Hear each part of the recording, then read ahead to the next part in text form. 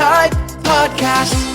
Here we go. Hello, around the block and around the world. This is where we discuss, debate, and deliberate all things diabetes.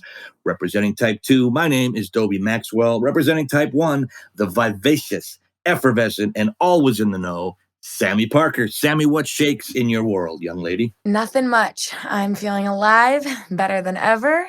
And I'm really excited to announce that this episode is sponsored by Expression Med. They make thin, vibrant CGM tapes with hundreds of design options, which is super exciting. Did you know that I'm actually wearing one too right now on my Dexcom? And it's amazing. I love how soft and thin these tapes are. They actually let my skin breathe while holding my Dexcom in place for the full 10 days, which is shocking. So stay tuned through the episode for a special promo code. Hello, Miss Sami. Hey, how are you? We're going to talk about sugar today in more ways than one. And I always try to start off when it's just you and me without a guest. What's your blood sugar this morning? It is, I woke up at like 75 with an arrow sideways.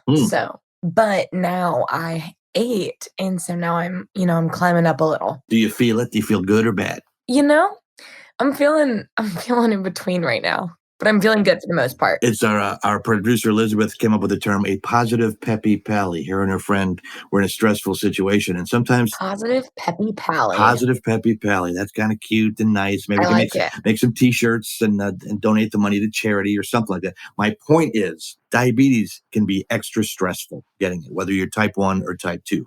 Even more stressful than that is... the bigger D word, dating. Dating. That's our topic today. Dating with diabetes. Yes. Boy, that just adds a whole mix. And talk about the hardest thing in the world. I'm sure you have some experiences of dating with diabetes. I do. What's funny is that my boyfriend right now is technically my first quote unquote boyfriend. Mm-hmm. But I honestly had gone on quite a few like dates or hung out with people, whatever. Tried, but it's definitely a time. You were mingling. I was mingling. Mingling. Yeah. I was mingling or single and ready to mingle. I was chatting it up. Mm-hmm. But yeah, it definitely is different with diabetes. I will say that. Listen, now you had it since you were a kid. So, I mean, you're interested in boys in grade school and junior high. So pretty much, I got to believe everybody in your class knew that you had diabetes. Yes. I would say it was a pretty well-known thing. Just because I was very open about it. So I never really was shy about it. I always took insulin. I always took my shots in front of people. I had a pump for a little bit. It was very known. So you're a mini celebrity in school. So, I was a mini medical celebrity, I guess you could say. Well, that's my point, because I think in my school, I know I'm many years older than you, but we used to bring treats on our birthday. It was the kid whose birthday was to bring treats for the class. And on Valentine's Day and other holidays, we had candy. Yeah. So now how did that work? Maybe a boy had a crush on you in grade school and they I can't bring candy on her birthday. Well, because I didn't have it in grade school.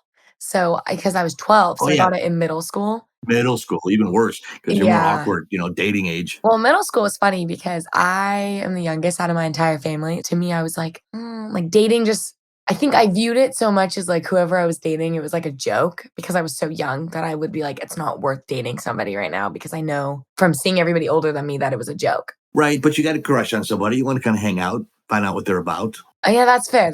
Peel the onions, and then you see how disappointing that they are as humans, as we all are, and our faults and shortcomings. Just like, I had a crush on this idiot. Yes. No, you're right. I wouldn't even say in middle school because my first kiss, I was 16.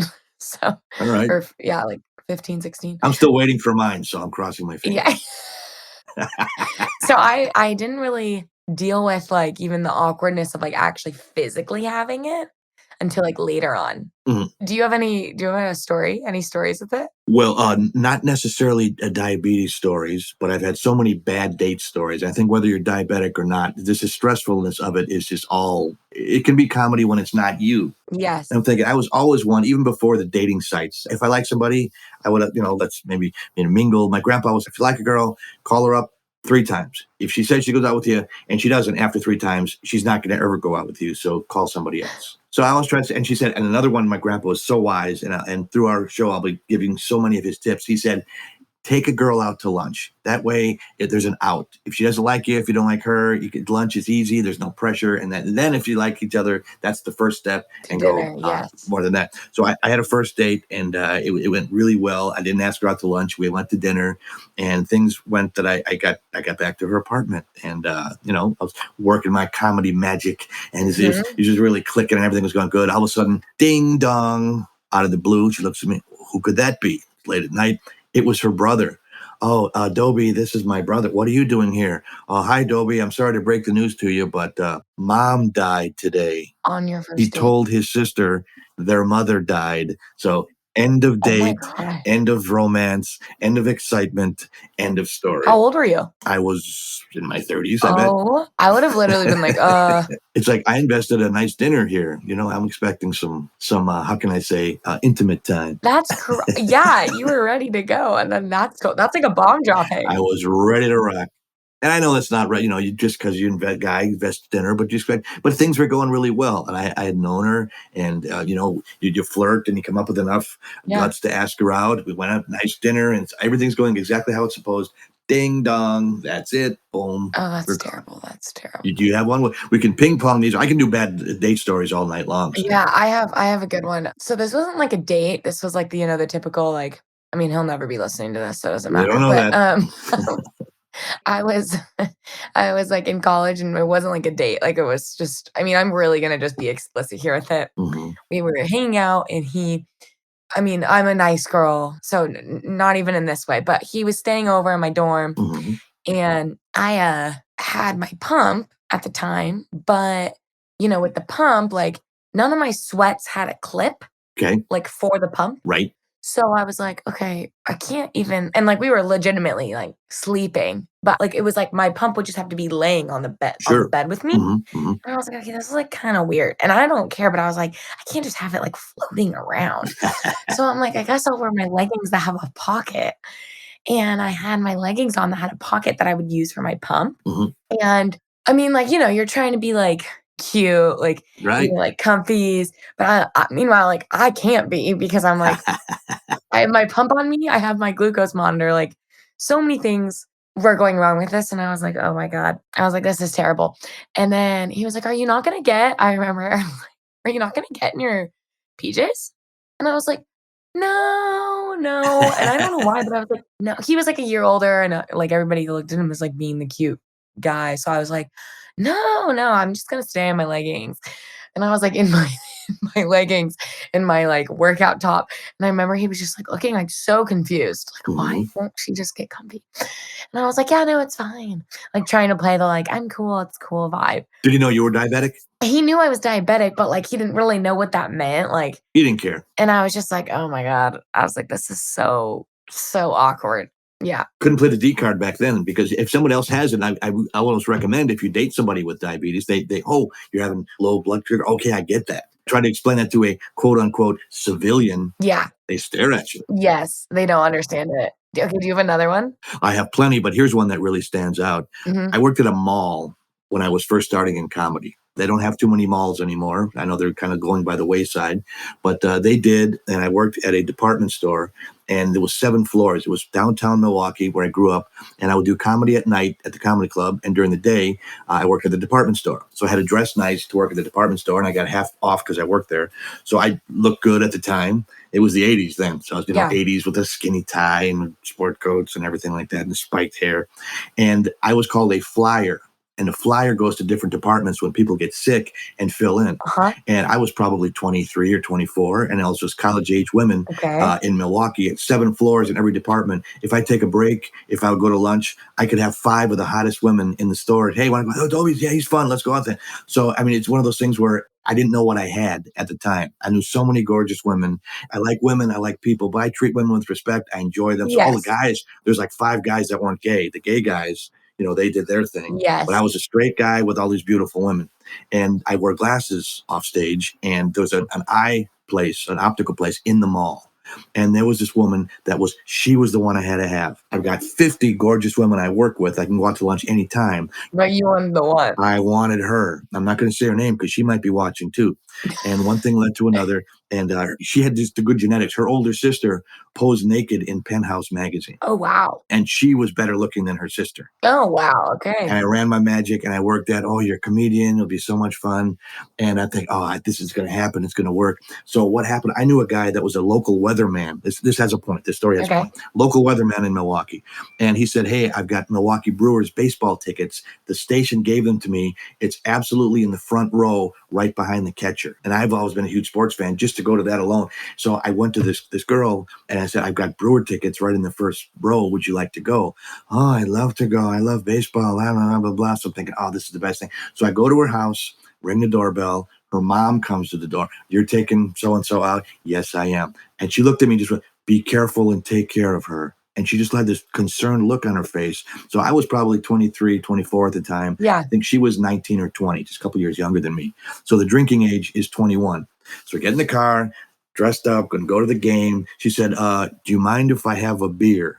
And I said, well, it's none of my business. I'm not a drinker, but it's something that you want to do. And I knew she was underage. So it's kind of, Yeah. she said, well, stop at the liquor store. And I said, well, they'll have beers at the game. No, I need one now. So she goes in there. She's underage. I stayed in the car. She came up with a 40-ounce beer, which she proceeded to drink in the car on the way to the game. Yeah. So she's blasted by the time I get. She's dressed to the nines. She's got heels on. Uh-huh. I would give my soul to date a woman like this. Yeah. So we walk all the way in the front of the stadium. Okay, and all the guys are watching me. I'm in front of 40,000 people. We get there late because she had to stop to get her beer. It's very awkward. I sit next to my buddy. My buddy's like, he gives me the okay sign. Wow, it's just the hottest woman I've ever seen in my life. Yeah. She's drunk the entire time. So she's talking to my friend's girlfriend. She's talking to the guys behind us. She's making a total ass out of herself and me too. Yeah. So finally, in the third inning of the game, she doesn't realize there's a baseball game and 40,000 people in there. She kind of gets and sits on my lap and said, I want to do you right here in front of 40,000 people. She's drunk and crazy. I'm the most embarrassed I've ever been. I would want to hear those words any other time in my life than in front of 40,000 people at a baseball game. I think I would have just cried or been like, oh my gosh. Okay, now we got to keep this PG, but it's one of those situations where this is every man's fantasy. I'm in my 20s. So finally, I had to take her out of the stadium and say, let's go. So she's stumbling up the stairs and 40,000 people are watching as we left, got in the car, took her home. That's just bad. Mm-hmm. That's bad. And what did she say on the way out of the car? Call me. You're like, no. No, never call you again. Not calling you. Yeah, and that's one of those Dobie, situations. that's bad. I'm known for that around Milwaukee because, of course, he told everybody, and then they ought to go to the optical place to see what she looked like, and she was gorgeous. But looks aren't everything, it's the whole package. Oh. So can you imagine marrying somebody like that? Yeah.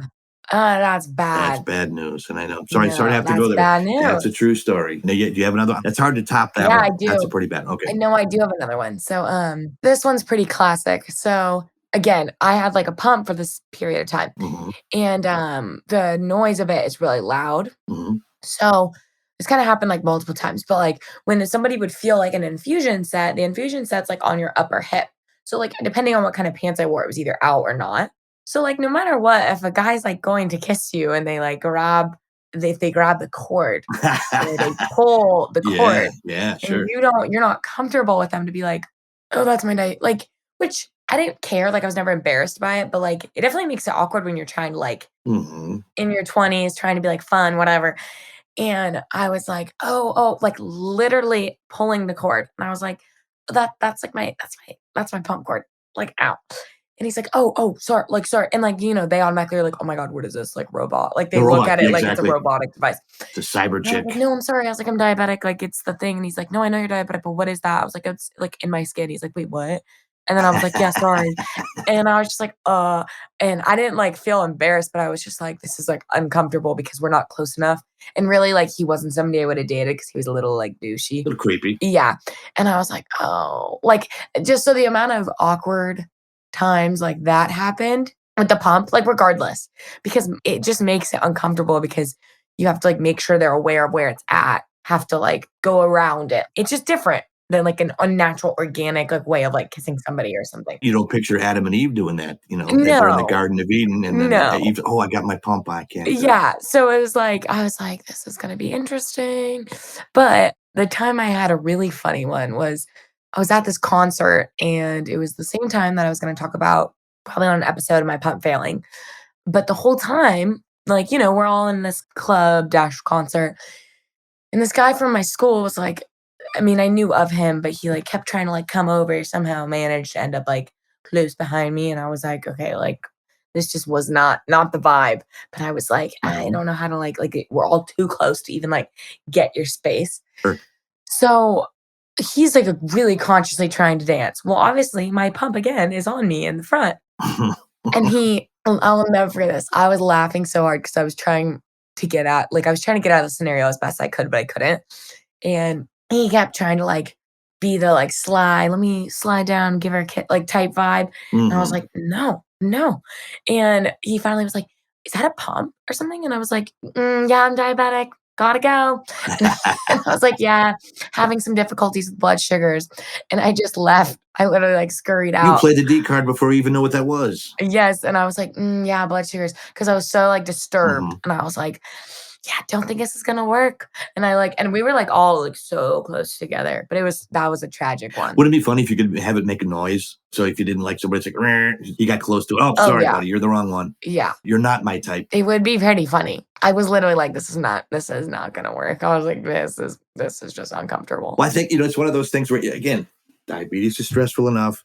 So is the dating, and put them together. It's just crazy. I had one the first time I was diagnosed, and I had a woman that I had told her just, what's new? Oh, I just got diagnosed with type 2 diabetes. Oh, and we went out to dinner, and she could not have been any more of a pain just by, they told the waitress, he's got diabetes. And the way she said, Oh, he can't eat that. He's got diabetes. And she wanted to order just basically, bird seed and apple cores and everything I don't like. And she's going over the yeah. menu. You can have this, you can have that. And I said, do you have your Oh, like she's endocrinologist? trying to be your mom. Yes. And it's like, anything that's supposed to be fun or romantic or Yeah. enjoyable was totally taken out, and she ordered dessert, and you can't have the dessert because you have diabetes. It just wouldn't stop. So I think, No, that's the most annoying thing when they try to, like, mother you on it, and you're like, "No, thank you, like, I think I'm good, thanks, though." well, if you're listening and you have your own stories, think about those. We're going to take a quick break right now. She's Sami Parker. My name is Dobie Maxwell. More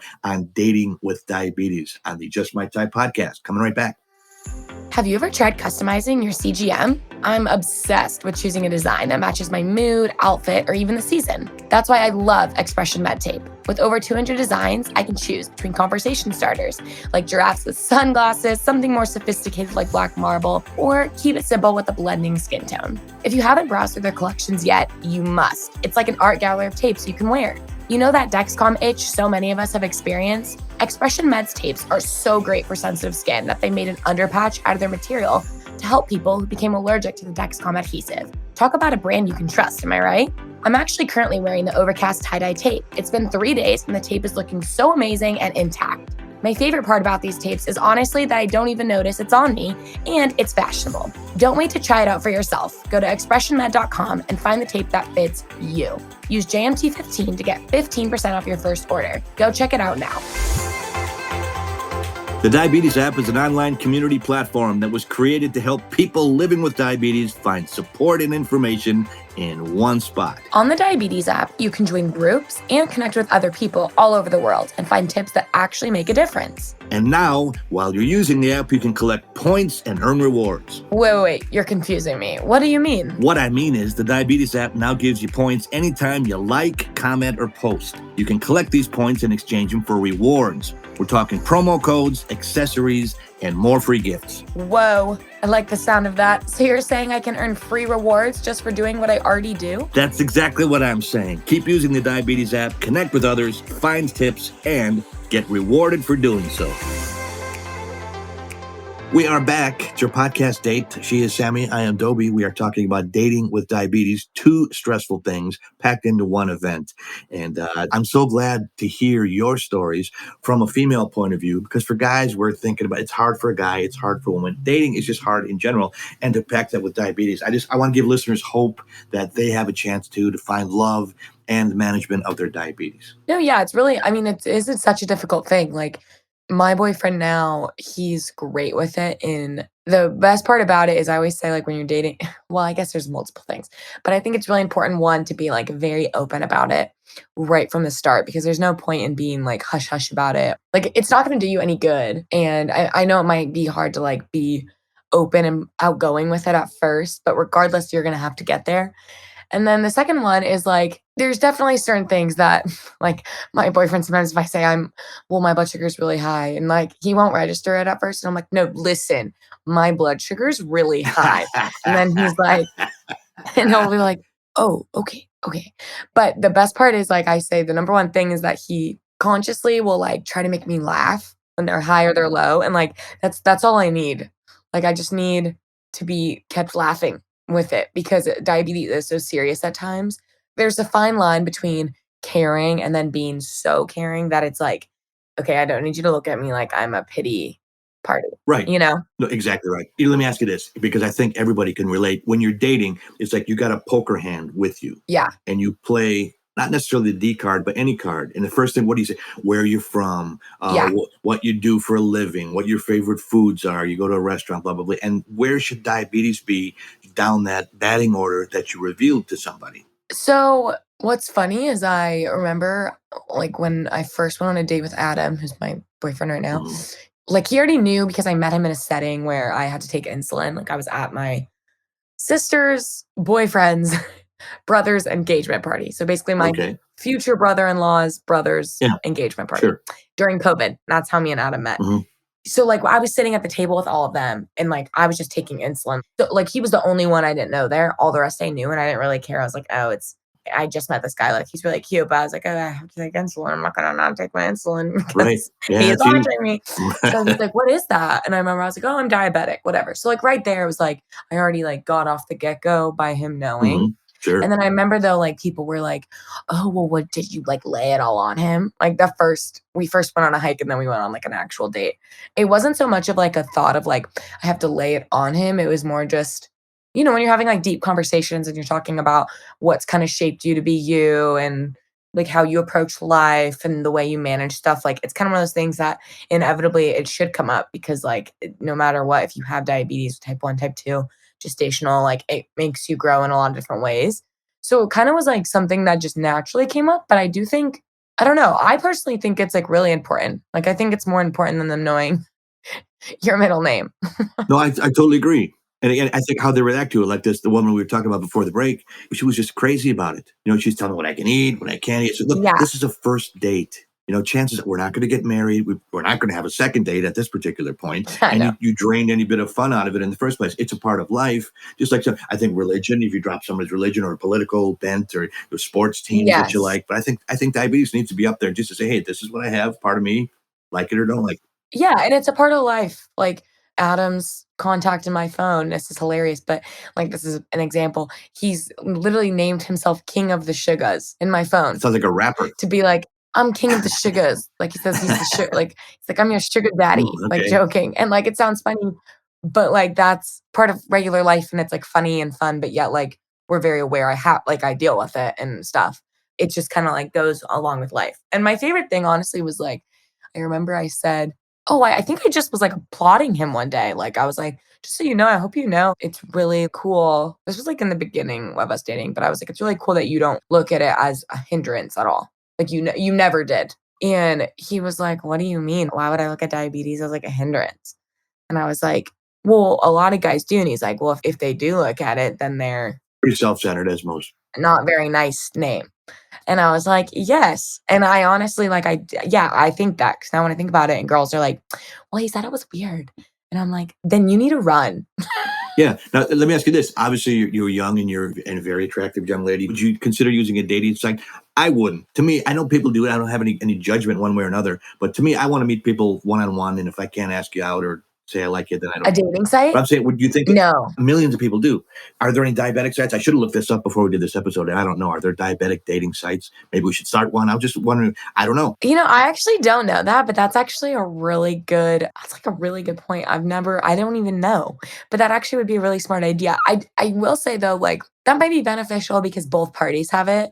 I just don't like dating sites. I never went on one. I mean, I don't either. Seriously. I don't think that they're I don't know. I think for me, my criteria is that if I always say, like, if they handle my diabetes well, then they are worthy enough to date. That's cool. Well, again, if you're on a dating site, we're not trying to judge you or say just it's not right for us. And there's millions of people that are busy. Yeah, sorry. Dating sites are great. I have a lot of friends on them.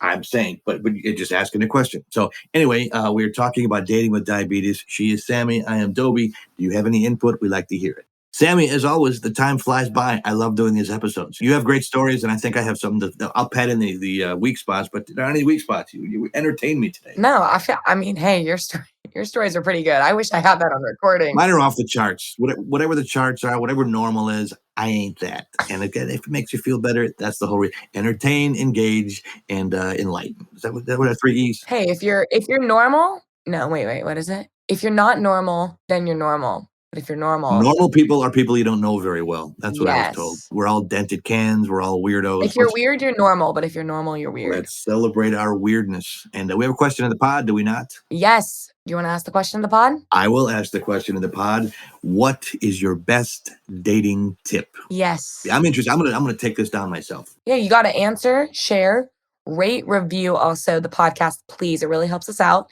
But share your answer at our social media handles, which for Twitter, Instagram, and TikTok, it's at justmytypepod_, Facebook at justmytypepod, and hashtag justmytypepod. Again, please answer the question. What is your best dating tip with diabetes? You have a shout out we try to do every episode. We have a gentleman, his nickname is Polish Thunder, a gentleman I've known for a long time. One of his friends was diagnosed with diabetes and turned him on to our podcast.